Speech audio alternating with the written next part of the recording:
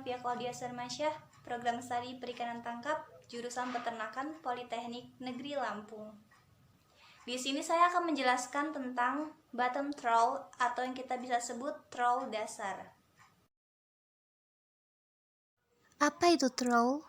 Trawl adalah suatu alat tangkap ikan berupa jaring kantong yang ditarik atau dihela belakang kapal. Bottom trawl yaitu alat tangkap ikan yang dioperasikan di dasar perairan. Bagian-bagian bottom trawl: 1. Kantong atau cod end. 2. Badan atau body. 3. Sayap atau wing. 4. Mulut atau mouth. Mulut sendiri terdiri dari 4 bagian. 1. Ada pelampung atau float. 2. Pemberat atau sinker. Yang ketiga ada tali ris atas atau head rope. Dan yang terakhir ada tali ris bawah atau ground rope. Kantong atau cod end. Kantong merupakan bagian dari jaring yang merupakan tempat terkumpulnya hasil tangkapan. Pada ujung kantong diikat dengan tali untuk menjaga agar hasil tangkapan tidak mudah lolos atau terlepas. Nah, sudah diketahui bahwa fungsinya yaitu untuk menjerat hasil tangkapan. Selanjutnya ada badan atau body. Merupakan bagian dari jaring, terletak antara sayap dan kantong. Bagian ini berfungsi untuk menghubungkan bagian sayap dan kantong untuk menampung jenis ikan-ikan dasar dan udang. Kemudian ada sayap atau wing. Sayap atau kaki adalah bagian jaring yang merupakan sambungan atau perpanjangan badan sampai tali selambar. Fungsinya sendiri untuk menghadang supaya hasil tangkapan masuk ke dalam kantong. Dan yang terakhir ada mulut atau mouth. Alat tangkap trawl memiliki bibir atas dan bibir bawah yang berkedudukannya sama. Pada mulut jaring terdapat beberapa bagian. Ada 4 bagian diantaranya: pelampung atau float, pemberat atau sinker, tali ris atas atau head rope, tali ris bawah atau ground rope. Pelampung atau float berfungsi untuk memberikan daya apung pada alat tangkap. Pemberat atau sinker berfungsi untuk menenggelamkan jaring dan membuat jaring tetap berada pada posisinya atau di dasar.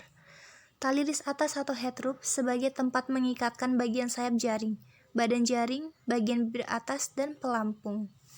Dan yang terakhir, tali ris bawah atau ground rope berfungsi sebagai tempat bagian sayap jaring, badan jaring, bagian bibir bawah, dan pelampung.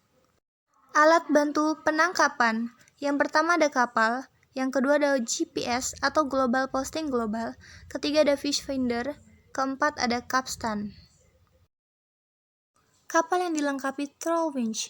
Sebagai tenaga penggerak, ada yang menggunakan steam engine bagi sling trawl, dan ada pula yang memakai motor dari 60-90 HP bagi diesel trawl. Winch ini dihubungkan dengan warp, dan untuk mengontrol panjang warp, dipasang brake. Untuk ukurannya sendiri, kapal trawl ini berukuran kira-kira 50-100 gross ton. Selanjutnya ada GPS atau Global Posting Global, alat bantu navigasi yang bekerja berdasarkan penerimaan gelombang radio dari beberapa satelit yang mengorbit di suatu provinsi. Kemudian ada fish finder, yaitu alat yang digunakan untuk mengetahui keberadaan ikan. Alat ini biasanya dipakai oleh kapal-kapal modern yang besar, sedangkan kapal kecil biasanya menggunakan dengan cara yang manual. Yang terakhir ada capstan, yaitu mesin bantu penangkap yang digunakan untuk menarik tali selambar pada trawl. Tentu saja itu digunakan untuk menarik hasil tangkapan yang cukup besar. Cara pengoperasian alat tangkap bottom trawl: 1. Menentukan fishing ground. 2. Penebaran jaring dan penurunan pemberat serta pelampung. 3. Diralat, tunggu selama 5-7 jam pengoperasian. Dan yang terakhir angkat jaring beserta pelampung dan pemberat. Daerah pengoperasian. Biasanya daerah pengoperasian di dasar air yang berpasir, berlumpur, ataupun campuran pasir dan lumpur. Tentunya daerah ini jauh dari terumbu karang. Syarat-syarat fishing ground. 1.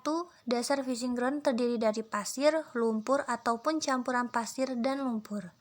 Kedua, kecepatan arus pada midwater tidak besar atau di bawah 3 knot, juga kecepatan arus pasang tidak seberapa besar. Kondisi cuaca, laut, arus, topan, gelombang, dan lain-lain memungkinkan keamanan operasi. Dan yang terakhir adalah perairan mempunyai daya produktivitas yang besar serta resource yang melimpah. Hal-hal yang mempengaruhi kegagalan penangkapan. Yang pertama ada warp terlalu panjang atau speed terlalu lambat. Yang kedua, jaring tersangkut pada karang atau bangkai kapal.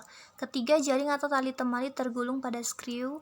Keempat, warp putus. 5, outer boot tidak bekerja dengan baik, misalnya terbenam pada lumpur pada waktu permulaan penarikan dilakukan.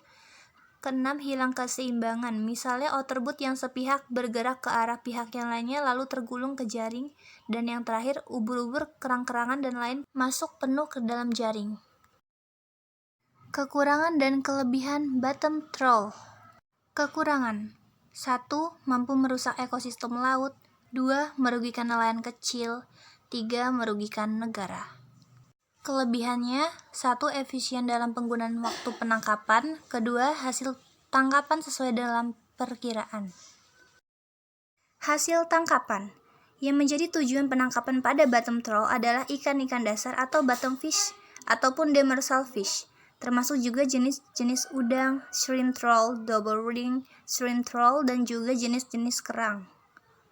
Antara lain terdiri dari jenis ikan pate, kuniran, pemanyung, uti, ngangas, bawal, tiga wajah, gulamah, kerong-kerong, pati, sumbal layur, dan lain-lainnya. Juga jenis udang. Pada dasarnya, alat tangkap trawl ini sangat dilarang oleh pemerintah untuk dipakai dalam penangkapan ikan karena mampu merugikan ekosistem dan juga lainnya. Demikianlah penjelasan dari video saya. Kurang lebihnya mohon maaf. Wabillahi taufiq wal hidayah. Wassalamualaikum warahmatullahi wabarakatuh.